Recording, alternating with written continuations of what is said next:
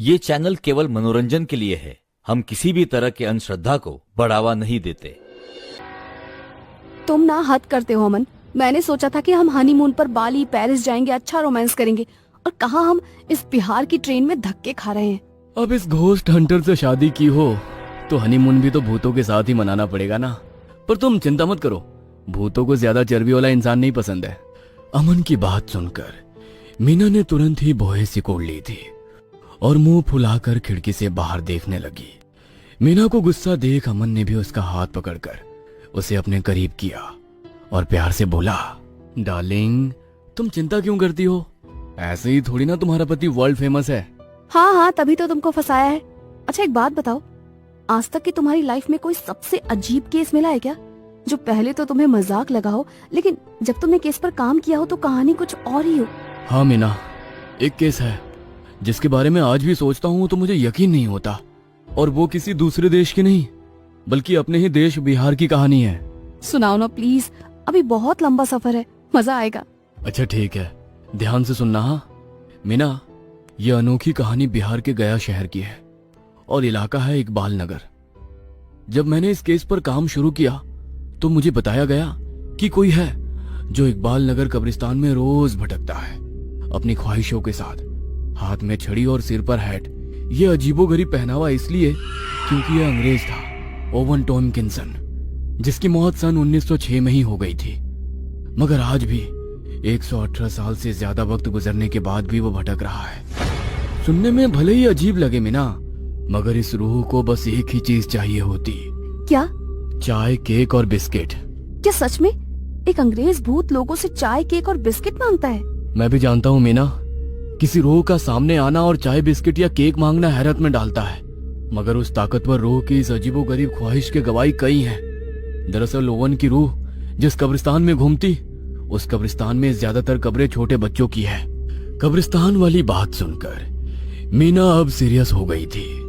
उसने अमन से तुरंत पूछा, कौन था ओवन टॉमकिंसन जिसे अपनी मौत के 100 साल गुजर जाने के बाद भी अपनी कब्र में चैन नहीं मिला? वो क्यों आने जाने वालों से चाय, केक और बिस्किट जैसी अजीबोगरीब फरमाइश करता है? इस पर अमन ने मुस्कुराते हुए कहा, कोई नहीं जानता मीना, इतिहास सिर्फ इतना बताता है कि वो एक ब्रिटिश सैनिक था और यही तैनात था। बात 1906 की है, जब यहाँ एकाएक हैजा फैला और पहले उनके इकलौते बेटे की मौत हुई और फिर अपने बेटे के गम में उन्होंने भी इस कब्रिस्तान में अपनी बेटी की कब्र के ऊपर ही जान दे दी थी। वक्त बीता, ब्रिटिश राज बीता, मगर उस राज का ये सिपाही आज भी यहाँ घूमता है। इकबाल नगर के लोग बताते हैं कि कुछ साल पहले तक तो ओवन की रूह अक्सर रात के सन्नाटे में रास्ता रोककर खड़ी हो जाती थी और छोड़ती भी तब थी जब उसे चाय और बिस्किट का नजराना पेश किया जाता था। हालात ऐसे हो गए कि लोगों ने रात में घर से निकलना ही बंद कर दिया था, मगर एक रोज उसका पाला अपने मजबूत ताकत से पड़ गया। लोग बताते हैं कि उसी कब्रिस्तान वाले रास्ते पर एक बार एक फकीर चांद साहब अपने टमटम पर सवार कहीं जा रहा था। ये हुई ना बात, अब आया कहानी में नया किरदार। मीना पहले सुन तो लो। तो अपनी आदत से लाचार ओवन ने उनका भी रास्ता रोक लिया और अपनी वही पुरानी ख्वाहिश दोहराई, चाय और बिस्किट। लेकिन चांद साहब ओवन को पहचान गए थे कि ये वही ओवन की आत्मा है जिसका हल्ला पूरे इलाके में है। तो उन्होंने वादा कर गए कि कल वो फिर आएंगे और उसकी अजीबोगरीब चाहत को हमेशा हमेशा के लिए पूरा कर देंगे। मगर होने को कुछ और ही मंजूर था।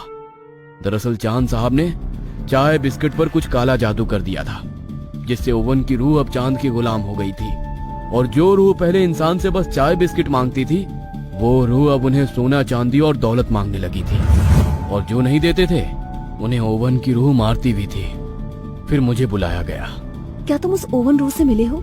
नहीं, एकदम से नहीं। दरअसल जब मैं उस कब्रिस्तान में पहुंचा तो चारों तरफ सन्नाटा था। जगह जगह लाश के सड़ने की बदबू आ रही थी और वो लाशें किसी इंसान की नहीं बल्कि कुत्तों की थी, क्योंकि उस चांद के कहने पर ओवन की रूह ने इलाके के सारे कुत्तों को मार दिया था। वो सिर्फ इसलिए क्योंकि वो चांद को देखकर भौंकते थे।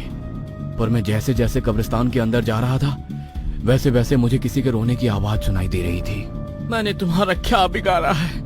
तुमने मुझ पर ब्लैक मैजिक किया है, क्योंकि मैं तुम्हारी बात करने से मना नहीं कर पाता हूँ। क्यों मैंने इतने सारे कुत्तों को मौत दे दी? क्यों? अरे अंग्रेज, तेरी हिंदी तो बहुत सुधर गई है। लगता है अब तुझसे इंसानों की हत्या करवानी पड़ेगी। तब तो मेरे ख्याल से तू संस्कृत ना बोलने लगे। कमीने, वो मेरे बेटे के खबर है, कम से कम उसे तो छोड़ दे। अबे तुझे तो शर्म आनी चाहिए। तेरा बेटा चैन से सो रहा है और तू है कि 100 से उसके लिए चाय, केक और बिस्किट ही किए जा रहा है। शर्म तो तुझे आनी चाहिए चांद, जो एक शरीफ रूह को तूने उस हैवानियत पर उतार दिया है। पर तू चिंता मत कर, ओवन की मदद के लिए मैं आ गया हूँ। मुझे देखते ही चांद समझ गया था कि मैं जरूर उसकी मुसीबत बनकर ही उसके सामने आया हूँ। इसलिए उसने ओवन की रूह से कहा, ओवन, अगर ये आदमी इसी कब्रिस्तान में आज रात मर गया तो मैं तुझे आजाद कर दूंगा। ओवन ने भी चांद की बात सुनकर मुझ पर हमला कर दिया। मैं कब्रिस्तान के जिस भी कोने में जाता वो मुझे मेरी गर्दन पकड़कर चांद के सामने ला पटकता। मैं भी समझ गया था कि मैं दोनों से एक साथ नहीं जीत पाऊंगा। इसलिए तब मैंने अपने गुरु की माला निकाली। मेरे गुरु ने ये माला मुझे देते हुए कहा था, ये माला देखकर कोई भी रूह मेरी बात मानने से इनकार नहीं कर सकती थी। और ऐसा हुआ भी, क्योंकि जैसे ही मैंने वो माला ओवन को दिखाई तो वो वापस से शांत हो गया था। अब बस मैं और चांद एक दूसरे के सामने थे। पर मैंने चांद को कम आंका था, क्योंकि ओवन के शांत होते ही उसने कुछ मंत्र पढ़ने लगे थे। और उसके मंत्र पढ़ते ही कब्रों से बच्चों की सड़ी गली लाशें, कंकाल और मरे हुए कुत्ते भी जागने लगे थे। फिर कुछ ही पल बाद मेरे सामने चांद खड़ा मंत्र बड़बड़ा रहा था और मेरे पीछे बच्चों और सैकड़ों कुत्तों की लाशें थी, जो चांद के एक इशारे पर मुझे जिंदा से मुर्दा कर सकती थी। मेरे सोचने भर की देरी थी कि चांद ने सभी लाशों को मुझे मारने का इशारा कर दिया और खुद जोर जोर से मंत्र बड़बड़ाने लगा। यह देख मैं समझ गया था कि जब तक चांद का मंत्र पढ़ना नहीं बंद होगा, ये लाशें रोकने वाली नहीं है। और चांद के मंत्र रोकने के लिए मैंने पहला कदम लिया ही था कि तभी नीचे जमीन से एक बच्चे की लाश का हाथ निकला, जिसने मेरा पैर पकड़कर मुझे नीचे लिया था। मेरा एक पैर अब कब्र के गड्ढे में था, जिसे वो बच्चे की लाश खा रही थी। मैं दर्द के मारे चीख रहा था और तभी पीछे खड़ी लाशों की फौज भी मुझ पर टूट पड़ी। हर पल मेरे जिस्म से पाव किलो गोश्त अलग किया जा रहा था। सच कहूं तो मुझे मेरी मौत दिखने लगी थी कि तभी अचानक कुछ हुआ और सारी लाशें खुद ब खुद पीछे हटने लगी थी। लाशों के पीछे हटते ही मैंने देखा कि ओवन ने चांद को उल्टा पकड़ा हुआ है और उसका मुंह जमीन के नीचे धंसा हुआ है और मुट्ठी भर मांस के लिए वो बुरी तरह छटपटा रहा है। छोड़ दो इसे ओवन, इस पापी की हत्या का इल्जाम तुम अपने सर पर मत लो। इसे देश का कानून सजा देगा। नहीं, इसने मेरे साथ जो किया उसके लिए मैं इसे कभी माफ नहीं कर सकता। इसने मुझसे बुरे बुरे काम करवाए, ऐसे काम जो मैंने कभी सपने में भी नहीं सोचा था। और तो और मेरे बेटे की खबरों को भी गंदा कर दिया। इसे तो मैं मौत दूंगा जो इसने सपने में भी नहीं सोची होगी। नहीं ओवन, अगर तुमने ऐसा किया तो जो इतने सालों से तुमको अच्छा मानते हैं उन सब का भरोसा टूट जाएगा। मरने के बाद एक नाम ही तो है जो लोगों को हमारे बारे में याद दिलाता है। यही वो कीमती दौलत है जो लोगों को हम फ्री में देते हैं। इसलिए मैं कह रहा हूँ, इस पापी को मारकर अपना नाम मत खराब करो। मेरी बात सुनकर ओवन सोच में पड़ गया था और फिर कुछ पल बाद ओवन ने चांद को छोड़ दिया था। हालांकि उसने चांद को मारा नहीं, लेकिन कुछ पल के लिए वो उसके शरीर में गया और जब ओवन वापस चांद के शरीर से बाहर आया तो चांद पूरी तरह से पागल हो चुका था। कहते हैं उसे अब बस बुरी आत्माएं ही दिखाई देती हैं, जिसकी वजह से वो डरा हुआ दिन भर चीखता है और अपनी गलती की माफी मांगता रहता है। अमन से सारी कहानी सुनकर मीना को आज अपने पति पर गर्व हो रहा था। उसे आज मालूम हो गया था कि उसका पति दिलेर के साथ साथ समझदार भी है। कि तभी उसने देखा कि उनके उतरने का स्टेशन आ गया था।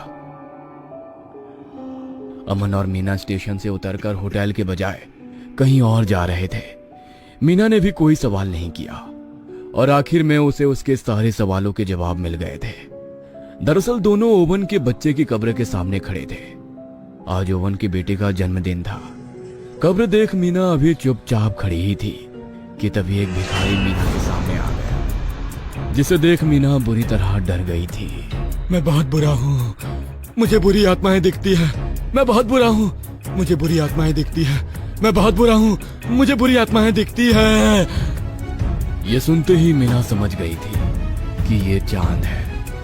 वही बच्चे की कब्र के पीछे से ओवन की आत्मा अमन को मुस्कुराते हुए देख रही थी। Like, comment, and subscribe.